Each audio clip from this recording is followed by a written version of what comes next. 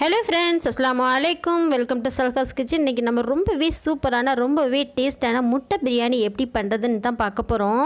முட்டை பிரியாணி எல்லாருமே கொஞ்சம் டிஃப்ரெண்ட்டாக தான் பண்ணியிருப்பீங்க. ஸோ இந்த வீடியோவை லாஸ்ட் வரைக்கும் பாருங்கள். ரொம்ப டிஃப்ரெண்ட்டாகவே இருக்கும், ரொம்பவே டேஸ்ட்டாக இருக்கும். நார்மலாக முட்டை பிரியாணி சாப்பிட்ற மாதிரியான ஃபீலே நமக்கு இருக்காது, சிக்கன் பிரியாணி மாதிரியே இருக்குங்க. ஓகே, வாங்க அது எப்படி செய்யுதுன்னு பார்த்துடலாம். முதல்ல நம்ம அவிச்சு வச்சுருக்க முட்டைகளை இந்த மாதிரி கீறு போட்டுக்கலாம். இந்த மாதிரி போடுறதால மசாலா எல்லாம் உள்ளே இறங்கி நல்ல ஒரு டேஸ்ட்டை கொடுக்கும். ஸோ எல்லா முட்டைக்கும் இந்த மாதிரி கோடு போட்டுக்கோங்க. ஒரு பாத்திரத்தை அடுப்பில் வச்சு 3 டேபிள் ஸ்பூன் வரைக்கும் ஆயிலு, 2 பிஞ்சு சால்ட்டு, 1/4 டேபிள் ஸ்பூன் வரைக்கும் மிளகாய்த்தூள், 1 பிஞ்ச் மஞ்சள் தூள், 1/4 டேபிள் ஸ்பூன் சிக்கன் மசாலா போட்டுக்கோங்க. சிக்கன் மசாலா போட்டு ஃப்ரை பண்ணுற நேரம் நமக்கு சிக்கன் சாப்பிட்ற மாதிரியே ஒரு எஃபெக்ட் இருக்கும். இது சிக்கன் பிரியாணி மாதிரியே தான் இருக்கும். இப்போ எல்லா முட்டைகளையுமே நம்ம கீறி வச்சுருக்கோம். ஸோ எல்லா முட்டைகளையுமே எடுத்து திருப்பி போட்டு எல்லா பக்கமும் கொஞ்சம் நல்லா ஃப்ரை ஆகிற மாதிரி நல்லா ஃப்ரை பண்ணி எடுத்துருங்க. இப்படி செஞ்சு எடுக்கிறதுனால தான் அந்த முட்டை பிரியாணி நமக்கு சிக்கன் பிரியாணி மாதிரி ரொம்பவே டேஸ்ட்டாக இருக்கும். ஸோ இதை நம்ம தனியாக எடுத்து வச்சிடலாம். ஒரு பாத்திரத்தை அடுப்பில் வச்சு 3லேருந்து 4 டேபிள் ஸ்பூன் வரைக்கும் நம்ம நெய் விட்டுக்கலாம்.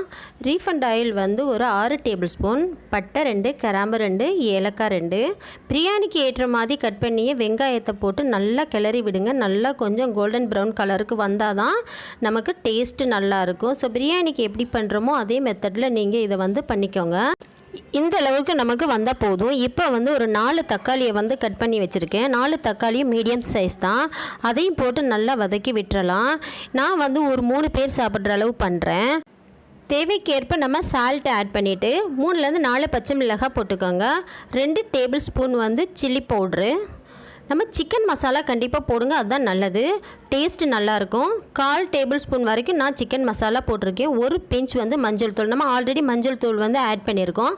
ஸோ அதனால் இதில் கம்மியாக தான் மஞ்சள் தூள் போட்டிருக்கேன். 3 டேபிள் ஸ்பூன் தயிர். நான் தயிர் லெமன் போடுறதுனால கொஞ்சம் கம்மியாக ஊற்றியிருக்கேன். நீங்கள் லெமன் போடலை அப்படின்னா தயிர் கொஞ்சம் அதிகமாக ஊற்றிக்கோங்க. 1 டேபிள் ஸ்பூன் வரைக்கும் நம்ம இஞ்சி பூண்டு பேஸ்ட்டு போட்டிருக்கோம். இது எல்லாத்தையும் நல்லா மசிஞ்சு வர அளவு கிண்டி விட்டுறலாம். நல்லா மசிஞ்சு ரெடியாகி வர்ற டைமில் நம்ம புதினா மல்லித்தலை ஒவ்வொரு பொடி அளவு தான் வச்சுருக்கேன். அதையும் போட்டு நல்லா கிண்டி விடுங்க. இதுக்கு நீங்கள் லெமன் இருந்துச்சுன்னு சொன்னால் ஒரு பாதி லெமன் இதில் நல்லா புழிஞ்சு விடுங்க. டேஸ்ட்டு ரொம்பவே சூப்பராக இருக்கும். இப்போ நமக்கு ரெடி ஆயிடுச்சு. இது ரெடியானதுக்கு அப்புறமா நம்ம லெமன் பாதி நான் புழிஞ்சு விடுறேன். ஒரு 300 கிராம் ரைஸுக்கு ஏற்ற அளவு தான் இது. நீங்கள் அதிகமாக செய்யும்போது அதிகமாக எடுத்துக்கோங்க. நான் இந்த கப்பில் தான் 3 கப் அளவு எடுத்திருக்கேன். 3 கப்பு எடுத்திருக்கேன். ஆனால் ஆல்ரெடி நம்ம ரைஸை ஊற வச்சிட்டதுனால 3 கப்புக்கு 6 கப் அளவு தண்ணி ஊற்றாமல் நான் 5.5 கப்பு தான் ஊற்றுறேன். ஏன்னா 1/2 கப்பு நம்ம கம்மி பண்ணியாச்சு. ஏன்னா ஊறிட்டு இருக்கிறதுனால ரைஸு சீக்கிரமாகவே நமக்கு குக் ஆகிரும். ஊற வைக்கல ரைஸை அப்படின்னு சொன்னால் நீங்கள் முன்னாடி நீங்கள் ஊற வைக்கலை அப்படிங்கிற நேரத்தில் நீங்கள் அதிகமாக தண்ணி ஊற்ற வேண்டிய சூழ்நிலை ஏற்படும். ஸோ அதனால் இதை ரெடி பண்ணும்போது நீங்கள் அரிசியை ஒரு சைடாக நல்லா ஊற வச்சுருங்க. ரைஸ் இந்த மாதிரி அளவுக்கு தண்ணி வந்ததுக்கு அப்புறமா இந்த நேரத்தில் நம்ம முட்டை பொரிச்சு வச்சுருக்கோம்ல, அது எல்லாத்தையும் வச்சு நம்ம முட்டைக்கு பொரிச்சு இந்த மசாலா ஆயிலை இதில் ஊற்றி விட்டுட்டு அப்படியே நல்லா அடுப்பை சிம்மில் வச்சுட்டு நீங்கள் மூடி வச்சுருங்க. அப்பப்போ ஓப்பன் பண்ணி ஒரு 5லேருந்து 10 நிமிஷத்துக்கு அப்புறம் நீங்கள் ஓப்பன் பண்ணி பாருங்கள். ரொம்பவே சூப்பரான டேஸ்டான நமக்கு முட்டை பிரியாணி ரெடி ஆயிடுச்சு. இந்த மாதிரி ஒரு தடவை ட்ரை பண்ணி பாருங்கள், உங்களுக்கு ரொம்பவே பிடிக்கும்னு நினைக்கிறேன்.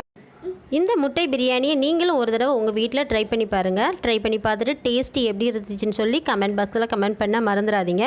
நம்ம சல்காஸ் கிச்சன் சேனலில் அப்லோட் பண்ணுற வீடியோஸ்லாம் உங்களுக்கு தொடர்ந்து வரணும் அப்படின்னு நினச்சிங்கன்னா சல்காஸ் கிச்சன் சேனலை சப்ஸ்கிரைப் பண்ணுங்கள், லைக் பண்ணுங்கள்.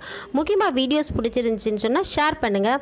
சூப்பரான வீடியோஸ் பார்க்குறதுக்கு நம்ம சேனலை எப்போவுமே ஃபாலோ பண்ணிவிட்டு வாங்க. தேங்க்யூ ஃப்ரெண்ட்ஸ், தேங்க்யூ ஃபார் வாட்சிங். பாய்.